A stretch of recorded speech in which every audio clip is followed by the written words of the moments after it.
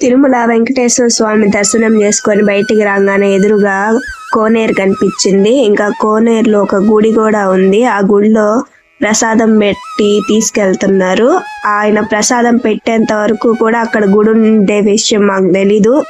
మీకెవరికైనా ఆ గుడి పేరేంటో తెలిస్తే, అందులో ఏ స్వామి ఉంటారో తెలిస్తే కామెంట్ చేయండి. నేనైతే ఇప్పుడే ఫస్ట్ టైం చూస్తున్నాను. ఇంకా కోనేరుని చాలా సార్లు చూశాను కానీ దగ్గరికి ఎప్పుడు వెళ్ళలేదు, లోపలికి కూడా వెళ్ళలేదు. ఈసారి ఎప్పుడైనా వెళ్ళినప్పుడు వెళ్ళాలి. చూస్తుంటే ఎంత ప్రశాంతంగా ఉంది కదా.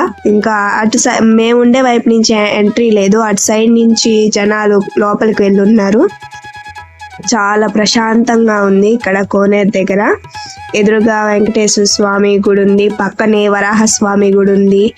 మీకు ఒకవేళ అంగ ప్రదర్శన టికెట్లు దొరికితే కోనేరులో మునిగి తడి బట్టలతో లోపలికి వెళ్ళి స్వామి గుడి చుట్టూ అంగ ప్రదర్శన చేసుకున్న తర్వాత మనం స్వామివారిని దర్శనం చేసుకోవాలి. కోనేరు మధ్యలో మండపం చూడండి, లైట్స్ పెట్టి చాలా కలర్ఫుల్ గా ఉంది. తెప్పోత్సవం అప్పుడు ఇక్కడ ఇంకా కలర్ఫుల్ గా ఉంటది. మధ్యలో దేవుళ్ళని కూడా పెడతారు. మేమున్న వైపు నుంచి ఎంట్రన్స్ లేదు కోనేరు లోపలికి వెళ్ళడానికి. అటు సైడ్ ఉండే వాళ్ళకు ఉంది. వాళ్ళు శుభ్రంగా లోపలికి వెళ్ళారు, దగ్గర నుంచి ఆస్వాదిస్తున్నారు.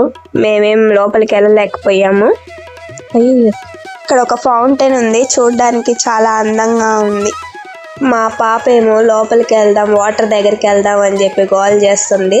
కానీ ఇక్కడ క్లోజ్ చేసింది. ఇంకా ఆమెను ఎత్తుకొని గోవింద గోవింద అని చెప్పిస్తున్నాను. పాపం ఏది చెప్తే అది వింటది పాప.